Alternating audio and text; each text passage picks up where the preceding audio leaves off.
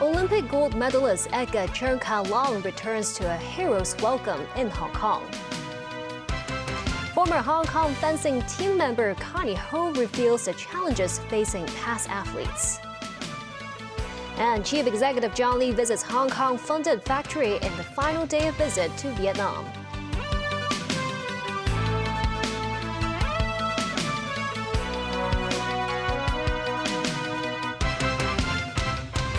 Good evening and thank you for joining us. Edgar Chen Long, Hong Kong's history-making reigning Olympic champion foil fencer, returned home from Paris early Friday morning.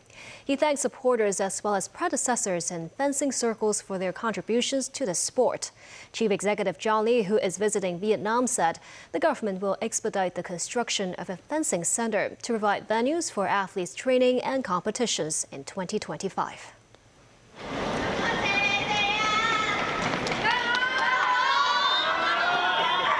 Edgar Chen Long, the star fencer who has written a glorious page in Hong Kong sports history, as Hong Kong's first ever two-time Olympic champion in consecutive games after defending his men's foil title in Paris. Chen returned home to a crowd of supporters in the early morning. To get a back-to-back gold medal, for me it's one of the best moments in my life because I have a French coach and winning in France, it was amazing.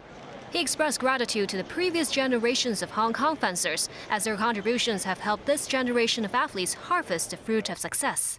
We prepared for the Olympics for the past 3 years. It was hard, it was tough, and physically, mentally, I'm quite tired. So for me now, I just want to have a good rest and to prepare for the next season. In his final showdown's final match point for the gold medal, it took 3 stoppages for referees to review videos before Chen emerged as the winner, defeating Italy's Filippo Macchi. The Italian Fencing Federation filed a formal complaint, saying that was unacceptable refereeing. Chen said referees are professionals and have no favoritism, and those adjudicating the final bouts must have more extensive experience. On how to use the $9 million award given by the Hong Kong Jockey Club and his alma mater, Lam Tai Fai College, the 27-year-old said he has not come up with a plan yet. Both Chen Long and fellow gold medalist Vivian Kong thanked Hong Kong athletes from earlier generations for helping to pave the way for their current success. They include female fencers Connie Ho Ka-lai and Maria Chan, as well as male fencer now coach Wang Tan, among many others. They were the pioneers whose struggles in a largely amateur environment helped to open doors for Hong Kong's contemporary athletes. Naspi Karim has more.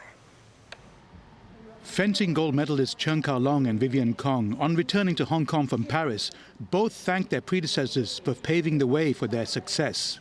Connie Ho Ka-lai and Maria Chan are among those athletes of yesteryear whose sacrifices and success opened the door for the likes of Chen and Kong to reach the pinnacle of sporting glory, Olympic gold. Ho was part of the Hong Kong Women's 2002 Asian Games squad who won a bronze medal, a major breakthrough at the time. Back then, it was fencing's greatest success on the international stage, ending a 12-year wait for an Asian Games medal. The most precious thing is that the last Asian Games medal, it was won by the men's foil team 12 years before us. So it lasts for so long years. Nowadays, when you enter into the last 4, you can secure a bronze medal. But at my time, we have to fight for the bronze medal, and I think this makes that bronze medal to weigh much higher. During Ho's time at the top, many of Hong Kong's athletes were part-timers. Ho herself was an English teacher by day and would train by night. Because at my time, we are not professional fencers. We need to work. We are part-time fencers. So in the morning we work, and we have to we received our training after work.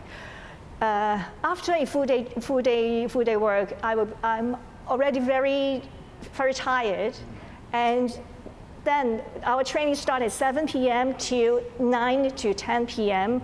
and then we go home. I had to settle something and then go to bed.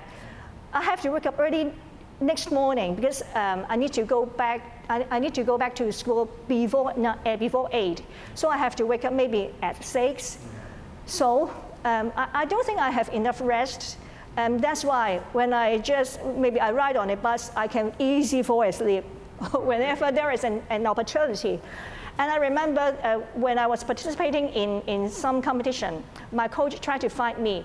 He said, "Oh, where's Carly?" Finally, they find me. I'm sleeping in my fencing bag.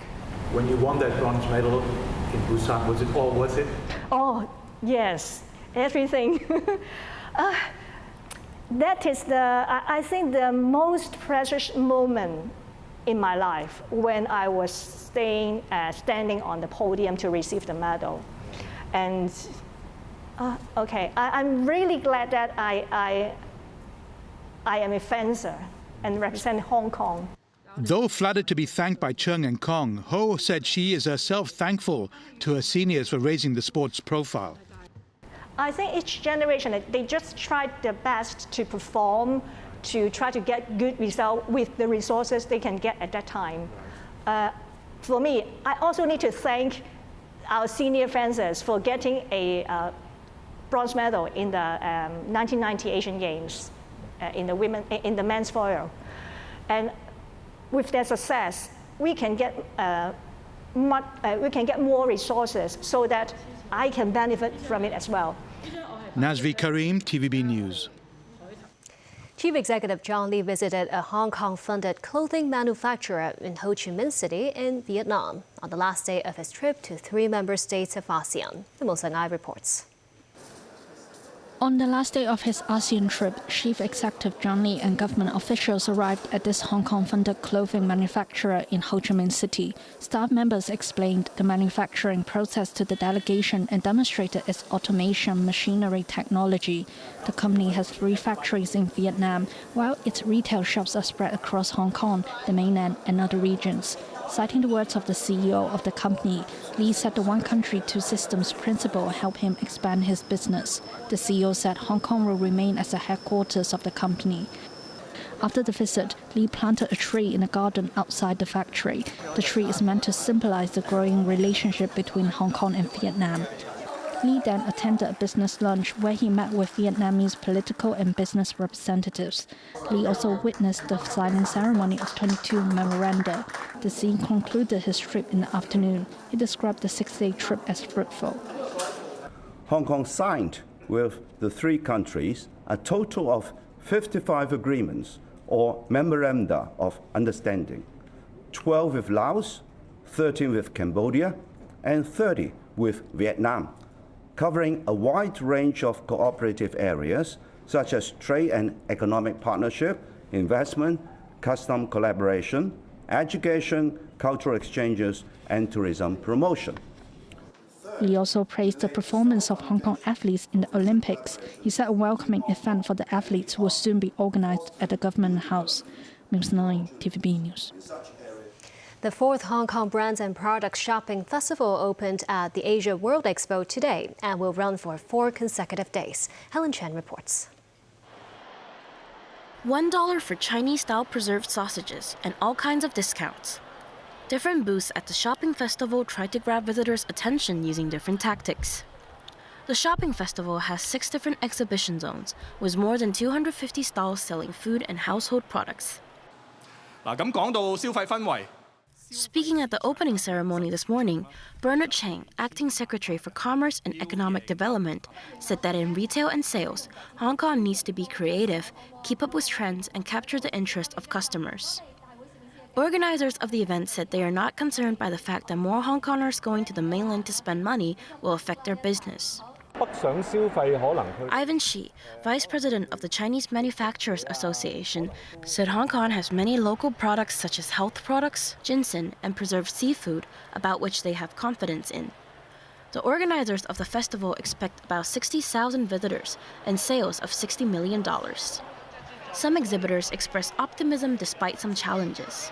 Like economic turndowns, it affects the consumer behavior and the PPP, the purchasing power. So we try to lower down the retail price We are very optimal. We expect maybe 10 or 20% growth. Some international exhibitors also took the opportunity to showcase their products. I heard that a lot of people are coming here and that the diversity is very good as well. So that's the reason we are here. And I think really if you see the people already so early in the morning, it must be quite a good day, I think so. Yeah? This year, the shopping festival newly introduced the Chillax Dome, where visitors can indulge in a selection of wines, wine-pairing snacks, and a variety of cocktails crafted on the spot amid specially designed bar installations. The shopping festival opens at 10:30 a.m. each day and closes at 7 p.m. To celebrate the Hong Kong athletes' participation in the Olympics, citizens can enter for free today. After today, tickets are for sale at $10. Free admission for children, the elderly, and the disabled. Helen Chen, TVB News. To mark the 97th anniversary of the founding of the People's Liberation Army of China, a military documentary was released by state media. Danny Zhou has a story. A new episode of the military documentary Chasing Dreams was aired on a state broadcaster to chart the country's military reform for efficiency and readiness. Through vivid stories and professional interpretation, the documentary highlighted the coordination of combat operations and offered an unprecedented inside look at the latest achievements. The PLA's Joint Command System and structural reforms have enhanced its combat capabilities with advanced weapons, as it moves to become a world-class force with new achievements. Reform has been the key theme under President Xi Jinping's leadership for the army over the past decade, including the reshaping of leadership, the optimization of the armed forces, and the reform of military policies. Danny Zhou, TVB News. And still ahead, exchange of prisoners between the U.S. and Russia, as well as several other countries. Chinese and U.S. officials hold their first high-level anti-drug meeting. And the Philippines could legalize the medical use of cannabis despite opposition.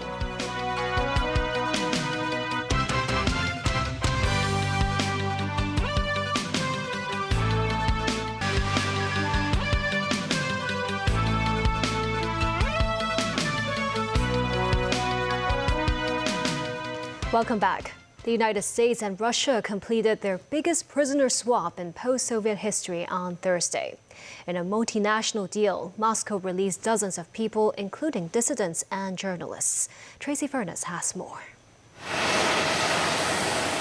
As the plane carrying the freed Americans touched down at Joint Base Andrews in Maryland, U.S. President Joe Biden and Vice President Kamala Harris and the families of the freed prisoners were at the airport to greet them. Paul Whelan, a Michigan corporate security executive jailed since 2018 on espionage charges, which he denied, stepped off the plane first. Hugs from Vice President Harris. Hugs too from waiting family members. US President Joe Biden snatched a hug from journalist Evan Gershkovich, who was arrested last year in Russia and sentenced to 16 years in prison only last month on espionage charges. Then Russian-American journalist Alsu Kurnasheva, also greeted by her two daughters and other family members. Biden then walked over to waiting journalists. Those three Americans come off the plane. How did you process this moment? Great satisfaction and a feeling of relief for the family. Did you think that this moment would come, sir? Yes. What made you feel so confident? My relationship with other heads of state that I had to get to agree on all that. Similar scenes in Germany as Chancellor Olaf Scholz welcomed Germans and Russians freed in the prisoner swap to Germany and says he had very moving conversations with them. Zunächst mal die gute Nachricht, alle sind wohlbehalten. I was able to talk at length with those who arrived here that have been released from captivity in Russia. It was very moving. Many did not expect this to happen now and are still full of the feelings associated with suddenly being able to be free. Many feared for their health and even their lives. The trade followed years of secretive back-channel negotiations despite relations between Washington and Moscow being at their lowest point since the Cold War following Russia's invasion of Ukraine. The deal was the latest in a series of prisoner swaps negotiated between Russia and the US in the past 2 years, but it was the first to require significant concessions from other countries, with 7 nations agreeing to give up 24 prisoners. Tracy Furness, TVB News. U.S. President Joe Biden said the killing of Palestinian Islamist group leader Ismail Haniyeh was not helpful for reaching a ceasefire agreement in Israel's war in Gaza. Haniyeh's killing has thrown into disarray months of efforts at reaching a deal for a ceasefire in Gaza and a hostage release. Tracy Furness again. Hopes are fading for displaced people in the Gaza Strip, 300 days into Israel's war in the area. And Wednesday's assassination in Tehran of Hamas leader Ismail Haniyeh has upended ceasefire negotiations, which Haniyeh had been a main negotiator in the talks. Some suspected Israel is responsible for the attack, as it had vowed to kill Haniyeh and other Hamas leaders since the group's October 7th deadly attack on Israel that sparked the war. This displaced man from Rafah said, "There's no life left for the people of Gaza in general. After 300 days of war, we do not see that there is an end to the war."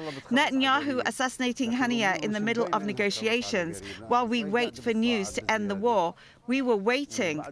The Israeli military said Thursday it confirmed that the head of Hamas military wing, Mohammed Daif, was killed in an airstrike in Gaza in July. Jordan's Deputy Prime Minister and Foreign Minister, Ayman Safadi, called on the international community to apply measures on Israel to prevent the regional situation from further escalating. Speaking in Luxembourg, Safadi said the action violates international law and infringes upon the sovereignty of other countries, while having a negative impact on regional security and peace. The UK's envoy to the United Nations on Wednesday also warned of an escalating risk of conflict in the region. I'll make 3 points. First, escalation and a cycle of endless violence is in no one's interests. We do not want to see further bloodshed. We urge calm and call for immediate restraint. Our Foreign Secretary is in the region as we speak, reiterating this call and encouraging de-escalation. The path to peace must be through diplomatic negotiations. Long-term peace will not be secured by bombs and bullets. Tracy Furness, TVB News. Chinese and U.S. officials convened their first high-level anti-drug meeting in Washington on Wednesday and agreed to enhance dialogue and communication in this field. Both sides reported the latest advances in material management, case cooperation, and technology exchanges. Vowing to join hands in tackling the global drug problem, they agreed to strengthen dialogue and communication on counter-narcotics and push forward a proper management of differences. The Chinese officials had also bilateral exchanges with the White House Office of National Drug Control Policy, the Bureau of International Narcotics and Law Enforcement Affairs, the U.S. Departments of Justice and Homeland Security, as well as the Drug Enforcement Administration. The Philippines is planning to pass a bill to legalize the medical use of cannabis. It requires the approval of the Senate and the President before it's signed into law. The country's medical experts have declared their opposition to the bill. Danny Zhou has a story. The Philippine House of Representatives on Tuesday approved the final reading of a bill that allows qualified patients to use cannabis for medical purposes, with access only available through prescription and supervision of accredited physicians. It includes a proposal to create a medical cannabis office under the Department of Health to oversee the implementation and formulate rules on the usage. The bill still needs to clear the Senate before it is submitted for approval to President Ferdinand Marcos Jr. The president earlier said he is in favor of the measure as long as there are strict regulations. However, some influential members of the Senate are against the bill, including Amy Marcos, the president's sister.